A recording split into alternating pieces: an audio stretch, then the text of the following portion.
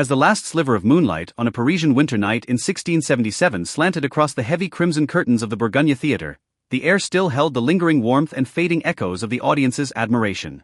In a dim backstage chamber, cluttered with lavish costumes and yellowing manuscripts, a man with a gaunt face and eyes reflecting a profound sense of universal desolation touched a golden quill with weathered fingers. He was not basking in the thunderous applause. Rather, in the solitude of these deep hours, he addressed the reflection in the mirror, a silhouette wrapped in layers of glory, and whispered a final, silent farewell. He was Jean Racine, the ultimate sovereign of French classical tragedy, a genius who balanced human desire and duty upon a razor's edge.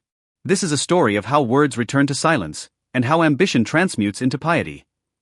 The fundamental hue of Racine's life was not the decadent lavender nurtured at Versailles, but a somber shade woven from the strictest dogmas within the grey stone walls of the Port Royal Abbey. An orphan who lost both parents in his infancy, he was thrust into a spiritual world of extreme austerity and moral fastidiousness. Amidst moss-covered pillars, he learned to read ancient manuscripts of fate and original sin in Greek.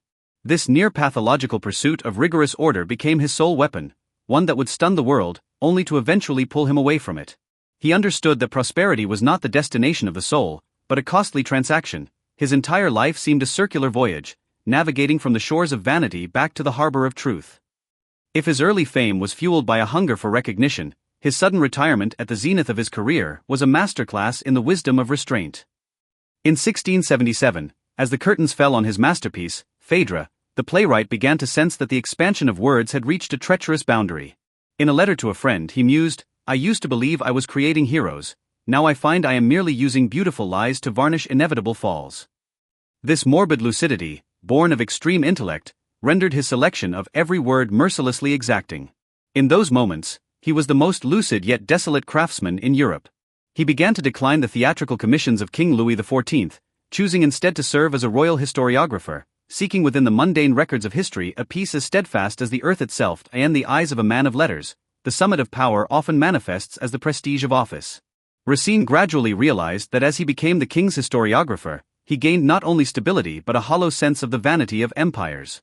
In the deep nights of the court, saturated with intrigue and power plays, he silently recorded the minutiae of grand funerals.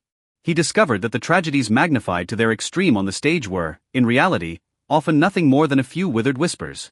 This transition from grand narrative back to trivial daily life endowed him with a nearly transparent, chilling composure. He wrote in his diary, "I once thought the stage was infinite, now I find that in the pauses between two scenes, there lies the entire silence of God." This expansiveness became the most unyielding armor of his twilight years. The final days of Jean Racine were spent in a state of profound solemnity and a silence illuminated by the radiance of a sage. At the dawn of April 1699, the fine Parisian rain fell soundlessly. By now, Racine's once splendid silk robes hung loosely upon his frail skeletal frame. In his final moments of clarity, he requested that his family bury him at the feet of the strict masters at Port Royal who had once guided him, not as a grand master of letters, but as a student who had finally found his way back. He closed his eyes, and with those hands that had penned 10,000 passions, he traced a final minuscule cross of restraint upon his chest. The currents of the Seine carried away the playwright's final sigh, marking the official close of the most lucid voice of the grand siècle in an exceptionally steady resonance. Even today, the name of Jean Racine remains the sole sanctuary for many a restless seeker in the dead of night. What he left behind was not a triumphal column piercing the clouds, but a spiritual template for self-restraint.